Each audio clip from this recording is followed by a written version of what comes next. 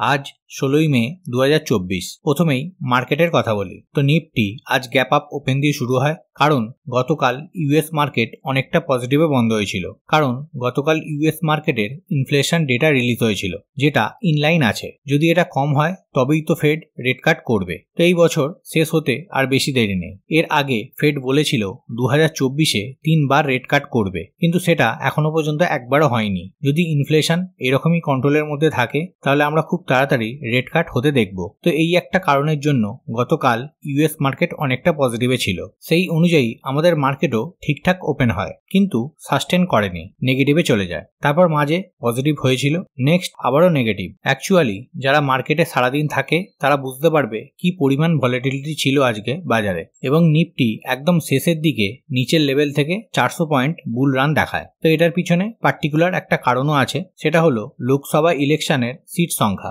2019-এ BJP 303 seat পেয়েছিল, এবারে estimate করা হচ্ছে 300+ সিট পাবে, এবং যে সরকার ছিল সেই আবার ক্ষমতায় আসবে। অ্যাজ পার রিপোর্ট 350 পাওয়াটা একটু কঠিন হবে, কিন্তু তবুও যদি 300+ সিট পায় তাহলে সংখ্যাগরিষ্ঠতা থাকবে এবং কোনো অসুবিধা হবে না সরকার গড়তে। এস্টিমেটের থেকে সিট সংখ্যা কম হলে হয়তো শর্ট টার্মে কিছু আপস অ্যান্ড ডাউনস আসতে পারে, কিন্তু লং টার্মের ক্ষেত্রে কিছু হবে না। নোমুরা ইন্ডিয়া এই প্রেডিকশনটা করেছে। এটা পুরোপুরি ওনাদের কথা তুলে ধরলাম, এখানে আমাকে কোনোভাবেই পলিটিক্যালি জড়াবেন না, এটা আমার অনুরোধ। তো এর আগে 2019-এ বাজার প্রেডিক্ট করেছিল এনডিএ সরকার আসবে, যেটা এসেছিল, এবং 2024-এও বাজার প্রেডিক্ট করছে এনডিএ সরকারই আসবে। এবার দেখার 4 জুন কি হয়। বাজার যেটা ভাবছে সেটা যদি না হয় তাহলে মার্কেট একটা বড় ধরনের কারেকশন দেখব। তো আজকে বাজার স্পাইক হওয়ার পিছনে এটাই একটা প্রধান কারণ। এবার কিছু স্টক রিগার্ডিং আপডেট কভার করব, এবং ভিডিও শেষের দিকে একটা স্টক ডিসকাস করব যার চার্ট প্যাটার্ন খুব ইন্টারেস্টিং লাগছে। প্রথমেই ডিফেন্সের স্টক, পার্টিকুলারলি আমার পছন্দের হ্যাল, কোচিন শিপইয়ার্ড, ম্যাজাগান ডক এবং গার্ডেন রিচ।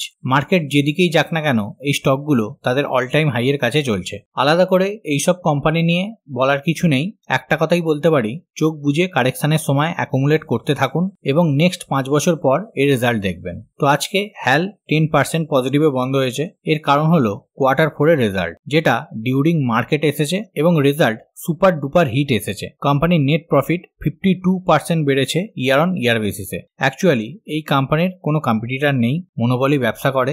ইন্ডিয়ান ডিফেন্স এই কোম্পানি ছাড়া চলবে না, এবং রিসেন্টলি এই কোম্পানি অনেক এক্সপোর্ট অর্ডারও পাচ্ছে, যার এফেক্ট আমরা পরের যে কোয়ার্টারগুলোর রেজাল্ট আছে সেখানে দেখতে পাবো। এই স্টকটা আগেও বলেছি, এখনো বলছি, ডেটার উপর রাখুন।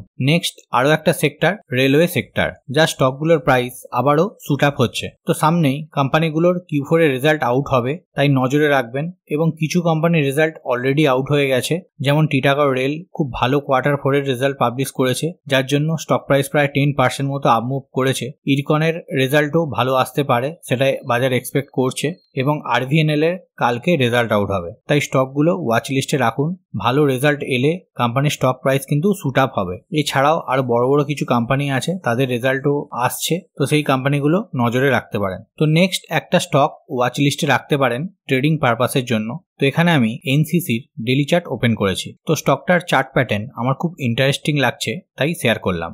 স্টকটা খুব সুন্দর আপসাইড মোমেন্টাম দেখাচ্ছে, এবং নিচের যে ট্রেন্ড লাইনটা আছে সেটা অ্যাজ এ সাপোর্ট রেসপেক্ট করছে। তো উপরে একটা হরাইজন্টাল লাইন ড্র করা আছে 278 এর লেভেলে। নেক্সট দিনগুলোতে প্রাইস যদি ওই লেভেলের ওপর 1 আওয়ারের ক্যান্ডেল ক্লোজ দেয় তাহলে একটা ভালো আপসাইড মোমেন্টাম আসতে পারে, কিন্তু মার্কেট এখন খুব ভলাটাইল। যদি মার্কেট সাপোর্ট করে তাহলে আপসাইড মোমেন্টাম খুব তাড়াতাড়ি আসবে। তো এখানে এসএল রাখবেন লাস্ট সুইং লো এর নিচে, মানে 230 লেভেলের নিচে। তো এক্ষেত্রে এসএলটা একটু বড়, প্রায় 17% মতো, তাই নিজের রিস্ক অনুযায়ী কাজ করবেন। এবং আপসাইডে 1:1 327 লেভেল পর্যন্ত দেখতে পারেন। প্রাইস যখন ধীরে ধীরে উপরে যাবে তখন এসএলটাকেও ট্রেল করে উপরে নিয়ে যাবেন। তো এই স্টকটা ওয়াচ লিস্টে রাখতে পারেন। তো ভিডিও শেষে জাস্ট একবার গ্লোবাল মার্কেটটা দেখে নিই। তো এখন ইউএস মার্কেট অল্প পয়েন্ট পজিটিভে চলছে, এবং ইউরোপিয়ান মার্কেটের ইন্ডেক্সগুলোতে মিক্স রিয়াকশন, কোনো ইন্ডেক্স পজিটিভ আবার কোনো ইন্ডেক্স নেগেটিভে চলছে। তো এখানেই আমার ছোট্ট ভিডিওটা এন্ড আপ করলাম। যদি ইনফরমেশন